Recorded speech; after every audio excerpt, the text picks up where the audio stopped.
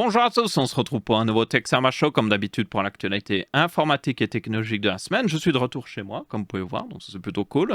Et du coup, nous avons pas mal d'actualités. Les RTX 4090 évidemment sont sortis, mais la RTX 4092 Go a été annulée, littéralement par Nvidia à cause que tous les gens se sont plaints et je trouve que c'est tout à fait légitime. Vous avez aussi des nouveautés au niveau processeur parce que les Core Intel de 13e génération sont sortis. D'ailleurs, techniquement, j'ai tourné la vidéo un peu plus tôt dans la journée, mais pour vous, évidemment, on n'est pas la même journée. Bref, c'est compliqué au niveau temporel. Vous avez une table des matières dans la description ainsi que sur la barre de lecture. N'hésitez pas à sauter vers le sujet qui vous intéresse le plus et commençons tout de suite. Mais avant ça, ce début de vidéo est sponsorisé par Ugreen avec leur chargeur Nexode 140W et 45W. Ces deux chargeurs ultra compacts ont énormément de puissance. La version 140W permet notamment de charger un MacBook Pro 16 pouces de 0 à 56% en seulement 30 minutes, et cela avec une taille réduite de 22% par rapport au chargeur officiel Apple. Perso, ça me permet d'avoir un chargeur pour tous mes appareils. Je peux brancher ma montre sur l'USB type A, mon ordi sur le premier type C, et enfin mon smartphone sur le deuxième type C. Mais si vous voulez encore plus compact, le Nexode 45W a deux ports USB type C. Vous pouvez donc charger facilement un ordinateur et un smartphone avec un chargeur très petit. De plus, Ugreen intègre des protections de surtension et de chauffe afin d'éviter tout problème. Ils utilisent d'ailleurs des technologies de nitride de gallium qui permettent d'avoir des chargeurs très compacts et qui chauffent moins que des chargeurs classiques. Découvrez donc les deux chargeurs en suivant les liens dans la description et libérez de la place dans votre sac. Petit ajout rapide que je fais au montage parce que j'allais oublier. Dans les commentaires, vous avez de plus en plus d'arnaqueurs qui apparaissent ces derniers temps. Notamment, vous avez des faux profils vers des trucs, voilà, des personnes séduisantes, dirons-nous. Donc, évitez ça, je vous le dis, c'est juste de l'arnaque. Et vous avez aussi des personnes qui font croire que j'organise un concours et qui me disent de me texter sur Telegram. C'est pas du tout vrai. Ne le faites pas. Quand je fais un concours, toutes les informations sont dans la vidéo ou dans la description. Je m'amuserai pas à envoyer juste des commentaires random comme ça. Donc, ignorez tout cela, reportez-les si possible.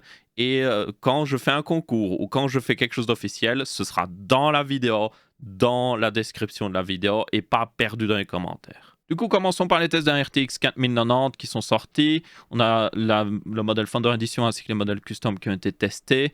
J'ai fait un test aussi, je vous invite à le regarder. Pour vous faire un résumé très rapide, oui, c'est la meilleure carte graphique en termes de performance, mais son prix est juste énorme, beaucoup trop cher. Surtout en Europe, en réalité, où là, ce que vous payez, oui, vous avez beaucoup plus de performance, mais vous payez tellement plus qu'au final, le ratio performance-prix est juste le même qu'une 3080 Ti. Donc, vous ne gagnez pas vraiment à passer à une telle carte graphique ou autre.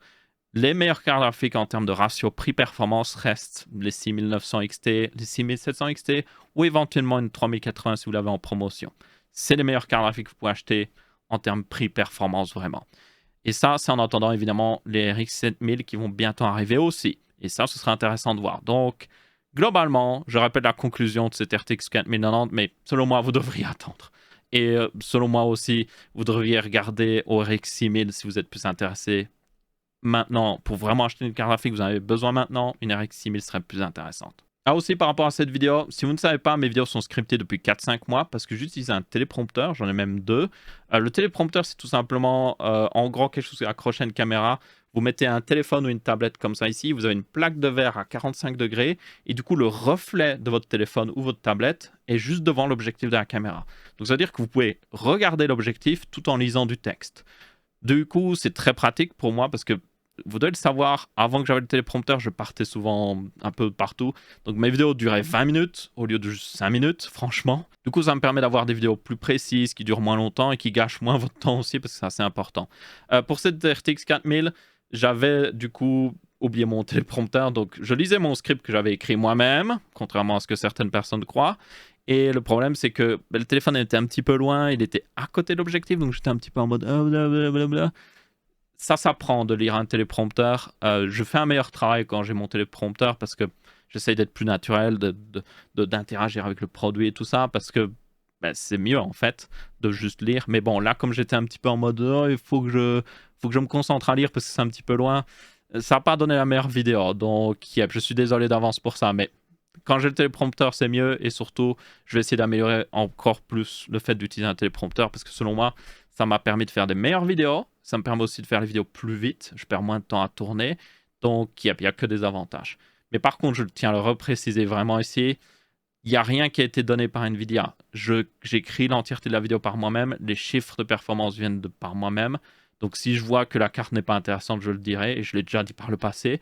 RTX 3050, pour moi, pas une carte intéressante. La 3060 n'était pas hyper intéressante non plus. Et du coup, je continuerai de vous reporter là-dessus. Et pour moi, la 4090, le truc, c'est que c'est ça que je trouve bizarre. Mais littéralement, la conclusion de la RTX 4090, j'ai dit, c'est genre... C'est une carte graphique pour des gens qui ont plus d'argent que de sens. C'est pas un compliment, ça. Et j'ai même dit, attendez les RX 7000. Si Nvidia avait écrit le script, je ne crois pas qu'il m'aurait laissé mettre ça, en fait. Donc, yep. Un petit peu bizarre. Il y a toujours des gens avec des théories du complot. De toute façon, quand j'ai testé les RX 6000, il y a des gens qui m'ont accusé d'être fanboy AMD, puis il y a des gens qui m'ont accusé d'être fanboy Nvidia. En réalité, selon le test que je fais, je suis toujours accusé d'être fanboy. Donc, yep. Toujours un petit peu bizarre. Le seul truc que je suis fanboy, c'est Minecraft. Achetez Minecraft dès maintenant. Faites-le. Ensuite, nous avons une news du côté d'AMD qui va annoncer les RX 7000 le 3 novembre. On le savait déjà parce qu'il y avait eu un leak du fait que le live stream de lancement serait le 3 novembre, mais là, on a une confirmation encore une nouvelle fois par le Twitter officiel, comme vous pouvez voir. Donc, ce sera le 3 novembre à 4h de l'après-midi ET. ET téléphone maison. Non, c'est Eastern Time. Donc ça fait quoi en termes d'heure européenne? C'est début de soirée peut-être? Peut-être 18h, 19h? Je ne sais pas trop. Dans tous les cas, vous aurez du coup ce live-là. Je ne ferai pas forcément un live, je n'en fais pas trop, mais par contre, vous aurez certainement une vidéo de résumé juste après ce live-là, et ça devrait être plutôt intéressant.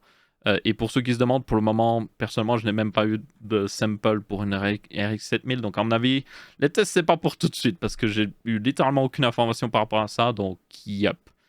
Peut-être que ce sera plus fin novembre. Ensuite, nous avons les Core Intel de 13e génération qui sont sortis, qui ont été testés. J'ai fait évidemment une vidéo de test sur le 13600K. Je vous invite à aller la voir, aller sur la chaîne. Je vous la mettrai dans le petit i au-dessus à droite, par là, voilà, plutôt, si vous êtes intéressé de le voir. Du coup, depuis, j'ai eu le temps d'aller voir un petit peu les autres tests, parce que quand je fais des tests, même si je suis en retard et que les autres tests sortent, je reste toujours concentré sur mes chiffres pour ne pas me faire polluer pour ma conclusion. C'est selon moi assez important, parce que c'est très facile de lire une conclusion quelque part ou de regarder une vidéo et de vous faire influencer tout simplement. Donc j'ai pu aller voir et au final, j'en reste assez bien sur ma conclusion. Le 13600K reste la meilleure valeur. Le 13900K est maintenant le nouveau King. Donc, pour ceux qui sont en mode « Oh, je veux le meilleur processeur », 13900K est le meilleur. Littéralement. Il est même meilleur en multitâche par rapport au 7950X. Parce que, pour information, NVIDIA, Intel a rajouté plus de cœurs haute efficacité énergétique sur tous leurs processeurs pour cette génération-ci.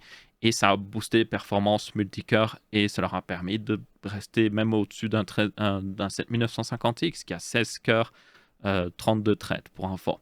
Donc, yep, c'est le meilleur. Mais il consomme énormément. Les chiffres de consommation sont juste monstrueux. Évidemment, et c'est le truc que j'ai dit aussi dans mon test du 13600K, il faut quand même tenir compte que ces chiffres de consommation, c'est quand vous avez tous les cœurs chargés. Et il faut quand même tenir compte que le 13900K a plus de cœurs que la plupart des autres processeurs. Donc forcément, il va consommer plus.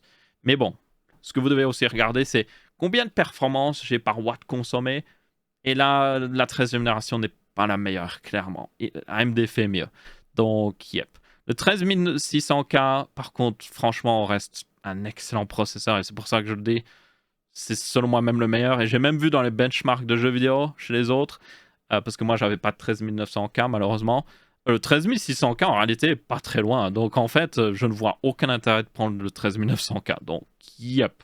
13600K, très bon processeur. Ensuite, nous avons une news de Nvidia qui a annulé la RTX 4080 12Go. Donc oui, elle est totalement annulée, elle ne sortira pas en novembre. Vous aurez seulement la version 16Go qui sortira. Et pourquoi? Dans un post, ils ont précisé tout simplement que la 4092 Go n'avait pas beaucoup de sens au niveau de son nom et que du coup, ils préféraient juste l'annuler. Donc, il y a de fortes chances qu'en réalité, on va avoir une 4070 qui aura 12 Go et qui sera basiquement la 4092 Go. Donc ça, vous pouvez y attendre. Maintenant, il faudra voir s'il y a du coup des changements au niveau prix parce que techniquement, comme c'est pas une 4080, elle devrait être moins chère. J'espère. Peut-être que là, Nvidia va faire un peu plus d'efforts. Pour information, cette 4092 Go, d'ailleurs, au niveau spec pur, était une 4070. Et c'est d'ailleurs pour ça que les gens étaient en mode, c'est ridicule. Pourquoi vous l'avez appelé 4080? Ça porte à confusion, parce que vous avez une version 12 et 16 Go. Les gens vont se dire, il y a des gens qui vont acheter la version 12 Go et se dire, j'ai une 4080, et en réalité, ils n'ont pas de 4080, ils ont une sous 4080, c'est pas une vraie full 4080, et du coup, c'est très mauvais pour le consommateur, en fait. Ça porte à confusion, et aussi ce prix permettait, enfin ce nom permettait d'augmenter les prix, parce que, oh, c'est une 4080, donc c'est logique qu'elle coûte 600, 900 dollars, ou plus de 1000 euros. Mais si elle était appelée 4070, ce serait obscène comme prix pour une 4070, parce que la 3070, pour information, était sortie à 500 dollars. Donc ça ferait x2 au niveau prix, ce qui est énorme. Donc forcément, Nvidia était en mode, oh, bah, va juste changer le nom, comme ça, c'est justifié. Mais évidemment, les gens n'étaient pas très contents. Et je suis même étonné que Nvidia soit revenu en arrière, honnêtement. Parce que, premièrement, ça va coûter cher. Pas à Nvidia, mais ça va coûter cher aux partenaires. Ils vont devoir refaire les boîtes des cartes graphiques qui étaient déjà en partie fabriquées. Ils vont devoir même refaire aussi les refroidissements des cartes graphiques, ou s'ils avaient écrit le nom de 4080 dessus, ils vont devoir mettre 4070 peut-être maintenant, ou 4070 Ti, on ne sait même pas trop.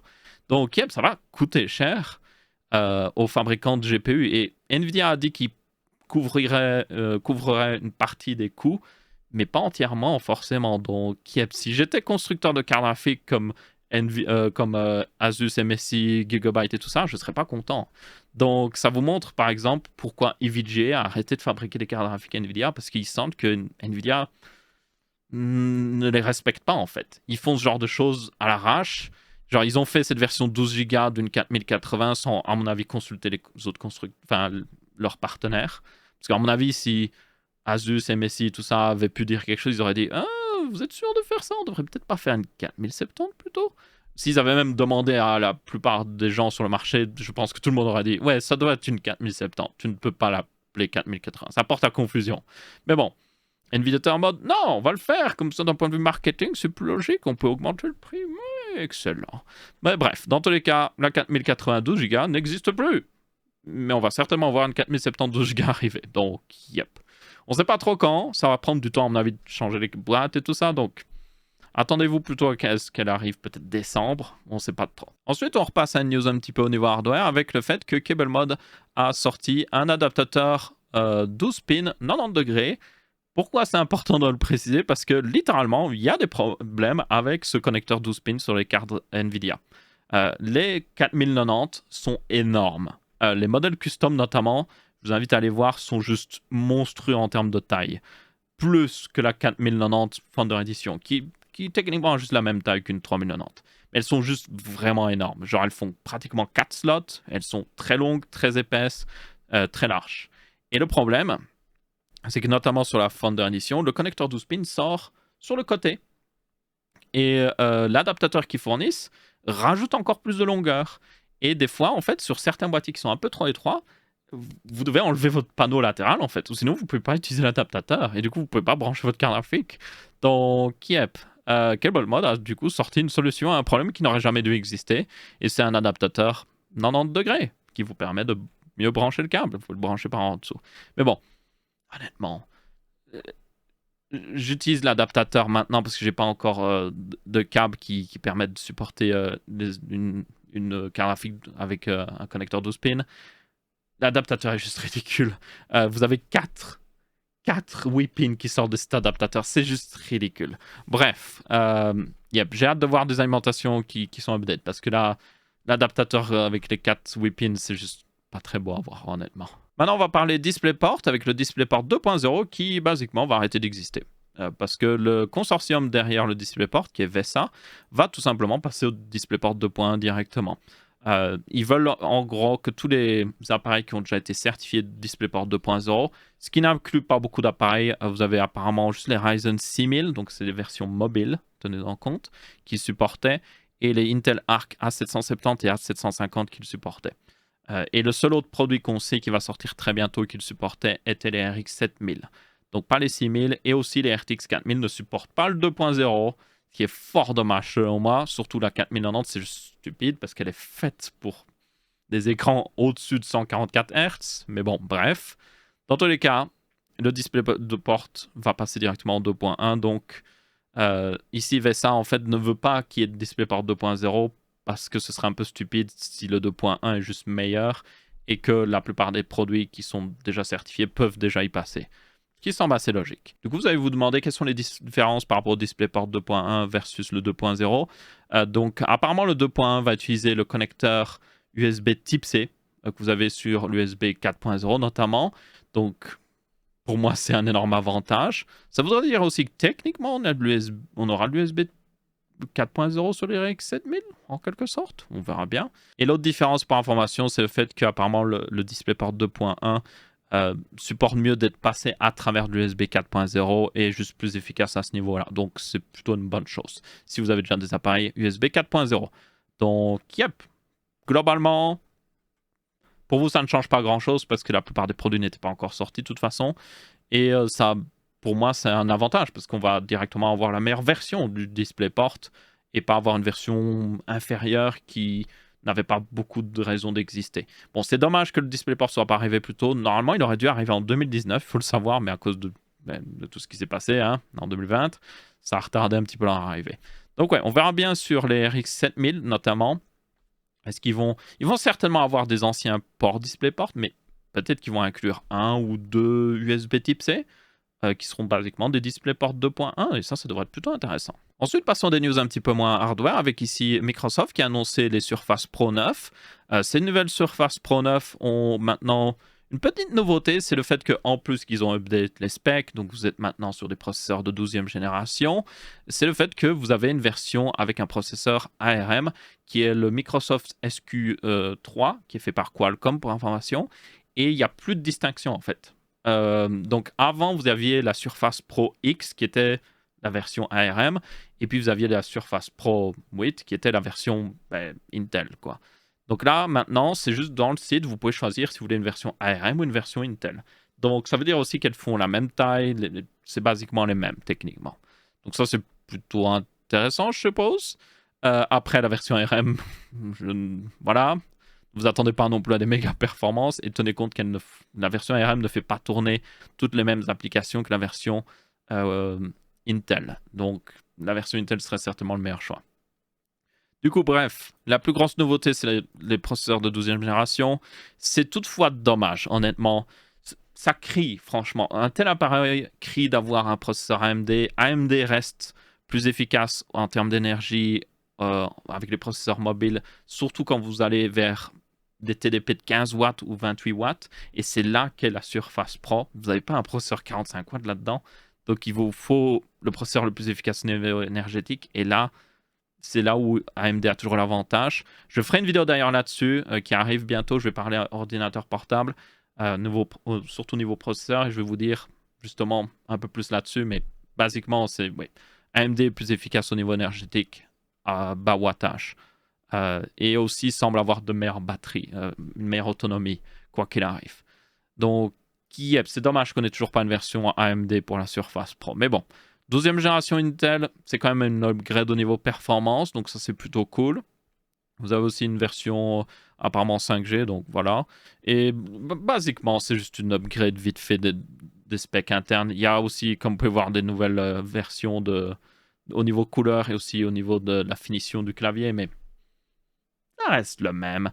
La Surface Pro est selon moi un très bon appareil, c'est juste que elle date d'une époque où il n'y avait rien de similaire. Depuis, en réalité, vous avez Asus, par exemple, qui a une version... c'est comme une Surface Pro, basiquement, mais avec un processeur moins puissant, mais aussi leur Surface, leur équivalent de Surface coûte moins cher. Ça coûte genre 600 €. Et vous avez un écran OLED dedans, donc c'est bien meilleur. Et vous avez aussi maintenant des ordinateurs convertibles, comme on a vu le Flow X13 que j'ai pu tester, qui, lui, coûte le même prix qu'une Surface Pro, mais qui a des bien meilleurs specs. Donc... ça devient difficile de, selon moi, justifier les Surface Pro. Elle devrait baisser de prix, honnêtement, parce que, il y a de meilleurs choix. Maintenant, en plus de la Surface Pro 9, vous avez aussi le Surface Laptop 5 qui a été sorti, qui sera avec les nouveaux Core Intel de 12e génération. Enfin, nouveau, maintenant il y a 13e génération, mais c'est pas grave. Et aussi la version AMD disparaît, ce qui est stupide. What the fuck, Intel? AMD est plus logique pour ce genre d'appareil mobile. Donc, qu'est-ce que vous faites? Je ne comprends pas. Je ne comprends juste pas. Bref, c'est basiquement le même que vous avez connu, Surface Laptop. Donc, vous avez une version 13 et 15 pouces. C'est basiquement un peu des MacBooks au niveau de leur construction et tout. Et c'est fait pour être des Ultrabooks. Et c'est des beaux appareils, mais selon moi, ils coûtent trop cher pour ce que c'est. Donc, yep. Ensuite, nous avons aussi le Surface Studio qui a été update. Et ça faisait longtemps parce que le Surface Studio, pour information, avait encore... Il était sur le site de Microsoft en vente avec une GTX 1060 dedans. Ou une GTX 1070. Yep. En 2022, ils continuaient de vendre ça. Bon, évidemment, pas beaucoup de gens l'achetaient, mais ils continuaient de le vendre. Donc, ils l'ont update. Et l'update est un peu bizarre, vous allez le voir. Alors déjà, ça passe à une RTX 3060, ok, ça c'est plutôt cool, bon upgrade, bonne performance, bien meilleur qu'une 1060 ou une 1070, ça c'est sûr. Il y a d'autres petits upgrades, Wi-Fi 6 et tout ça. Maintenant, l'upgrade qui n'a aucun sens, c'est au niveau du processeur, parce qu'on passe d'un Core i7 7820 HQ, donc oui, ça vous montre à quel point c'est un très vieux ordinateur, à un Core i7 11370H. Et ça n'a pas beaucoup de sens parce que ce Core i7 est toujours un Core i7 4 cœurs, comme le Core i7 ici 4 cœurs. Et il y a plein de processeurs qu'ils auraient pu sortir avec 6 ou 8 cœurs et ça n'a juste aucun sens. Donc oui, je ne comprends pas. Et aussi, ils n'utilisent pas des processeurs de 12e génération. Donc, ça n'a aucun sens. Je ne sais pas ce que fait Microsoft des fois avec leur appareil. C'est genre, oh, le nouveau... Tout comme quand ils ont sorti le Surface Laptop Go, c'était... Non, qu'est-ce que c'était? Celui qui pouvait... C'était... Non, le Surface Laptop Studio, je sais plus quoi. Bref, celui qui avait un écran qui pouvait être tourné comme une tablette, mais qui n'était pas vraiment une tablette. Celui-là, ils ont sorti avec des processeurs de 11e génération, alors que la 12e génération était déjà sortie. Donc ça n'avait juste aucun sens. Et là...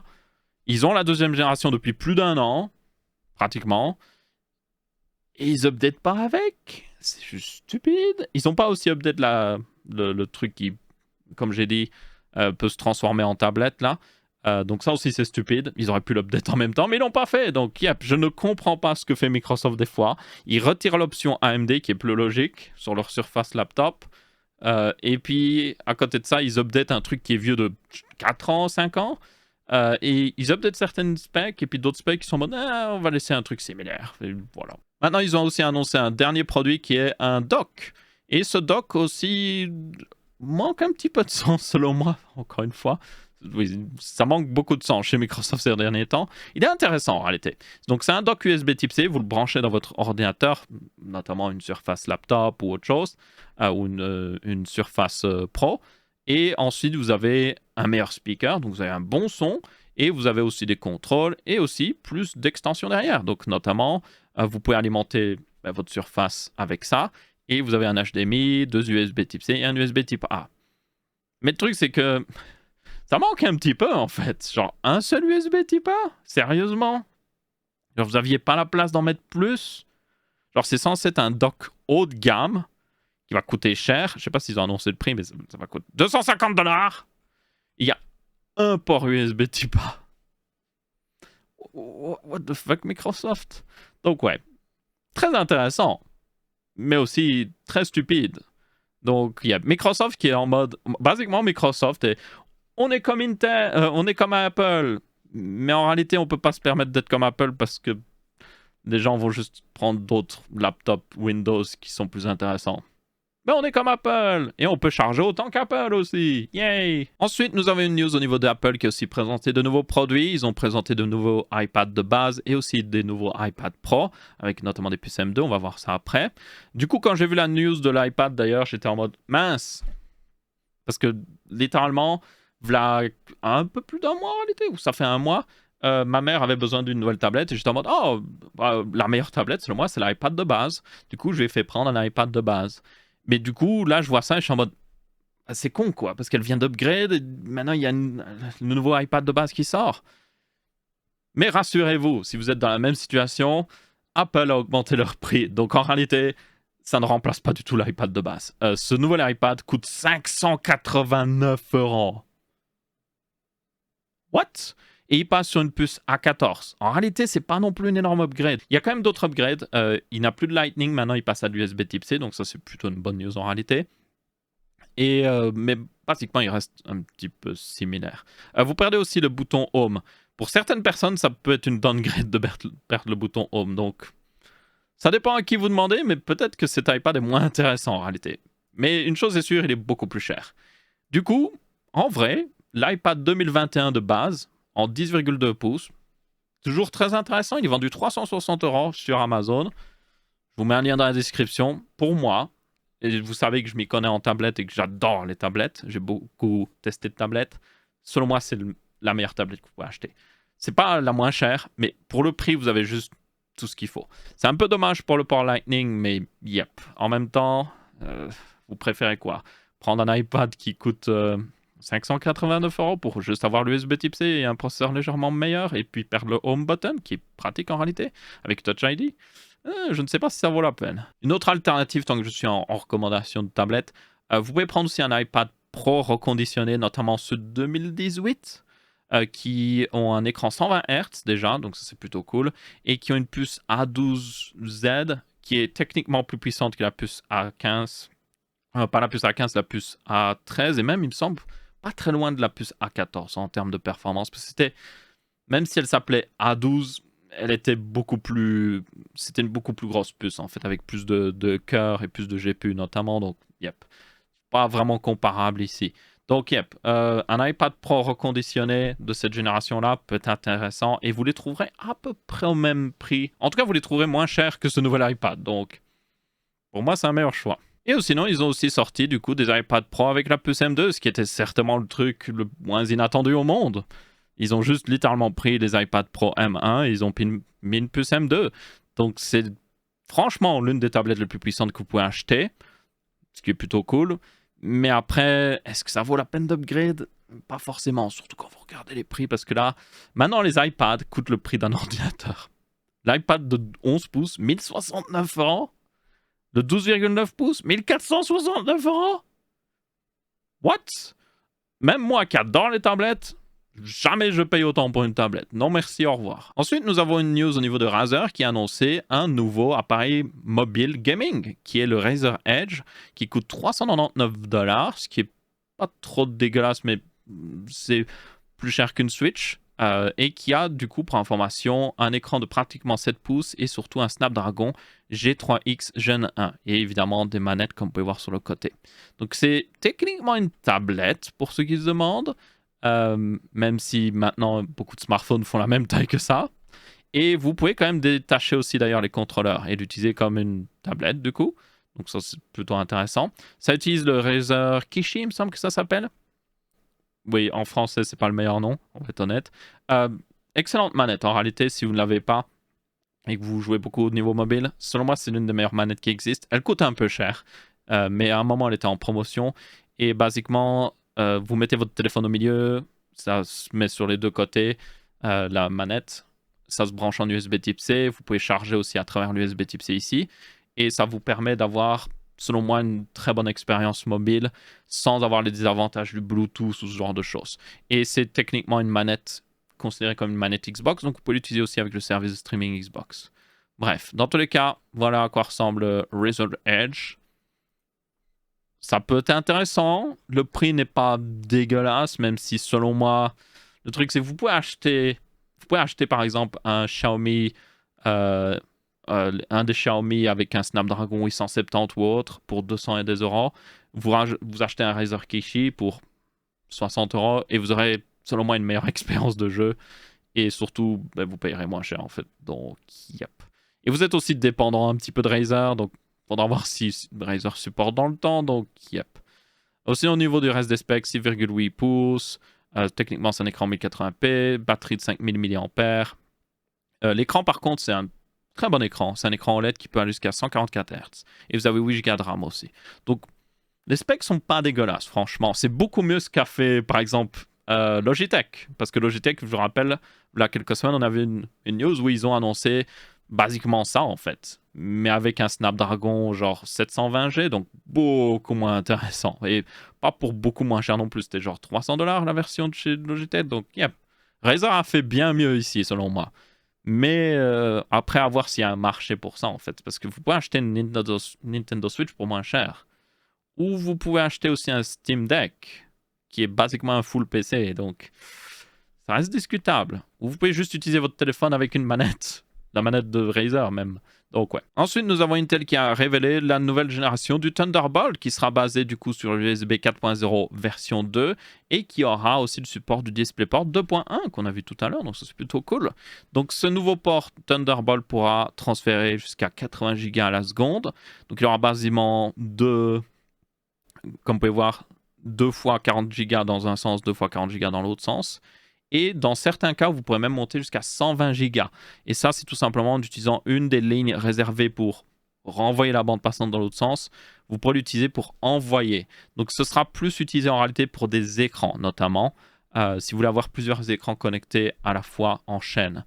Donc, c'est pas forcément pour, par exemple, une carte graphique externe ou autre chose. Ce ne sera pas vraiment fait pour ça. Mais c'est quand même très intéressant. Et du coup, ce sera basé, comme j'ai dit, sur l'USB 4.0 version 2. Et donc, vous avez toujours l'USB type C et aussi tous les avantages au niveau de l'USB type C. Donc, notamment le fait que vous pourrez supporter jusqu'à 240 watts de charge normalement. En toute logique, s'il supporte ça aussi. Donc, ouais, assez intéressant. Maintenant, la question qu'on peut se poser, c'est est-ce qu'il y a encore un intérêt au Thunderbolt alors que l'USB 4.0 existe? Est-ce que Intel ne devrait pas se concentrer là-dessus plutôt que de continuer de faire du Thunderbolt? Peut-être, certainement. Je ne sais pas trop. Au final, le plus gros utilisateur de Thunderbolt reste Apple. Et même si, c'est un peu ironique, mais même si du coup Apple n'utilise plus de processeur Intel, ils utilisent toujours le Thunderbolt. Après, le Thunderbolt est passé pour information libre. Genre, même AMD peut faire du Thunderbolt s'ils le veulent, c'est juste qu'ils ne le veulent pas vraiment. Donc, yep. Personnellement, je pense qu'il vaut mieux s'orienter vers l'USB 4.0. C'est le futur, même si le nom est un peu chelou. Et enfin, le dernier sujet, c'est un mini-test du Minisforum Elite Mini TH60, qui existe aussi en version TH80. Je dirai la différence après. Le grand intérêt de ce mini-PC par rapport à d'autres du marché, même par rapport à ce que vend Minisforum, ils en vendent déjà des très très bons, donc pourquoi celui-là? Bien tout simplement, vous avez un USB type C à l'avant, et celui-ci supporte le Power Delivery. Et vous pouvez alimenter l'entièreté de ce mini-PC seulement avec cet USB type C. Du coup, l'avantage, c'est si vous avez un écran qui supporte l'alimentation Power Delivery, il y en a pas mal, par exemple ceux faits pour Mac, vous pourriez avoir un seul câble d'alimentation qui vient pour alimenter votre écran, et après, aucun autre câble. Tous les autres câbles seraient directement derrière, entre l'écran et le mini-PC, notamment l'USB type C, et puis vous pourriez avoir des dongles pour votre souris ou votre clavier. Donc pour moi, c'est clairement un PC bureautique pour quelqu'un qui veut un setup ultra clean, mais qui veut aussi toujours un PC qui peut par exemple changer la RAM ou changer le SSD assez facilement. Il y a toutefois, selon moi, quelques problèmes. Ici, Minisforum utilise du coup pour la version TH60 un Core i5 11400H qui est un Seeker 12 threads, pas de problème à ce niveau-là. La version TH80 utilise une version Core i7 qui a encore plus de cœur et aussi une meilleure fréquence. Le seul problème, c'est que ces processeurs du coup n'utilisent pas Exygraphics qui est le meilleur GPU intégré de Intel qui permet de réellement jouer à des jeux vidéo et tout ça. Là, vous avez vraiment juste un GPU Intel de base. Et ça, c'est fort dommage parce que c'est l'un des cas d'utilisation de ce PC. Imaginez un mini PC Minecraft ou quelqu'un qui veut juste jouer de manière casual de temps en temps à un petit jeu très léger.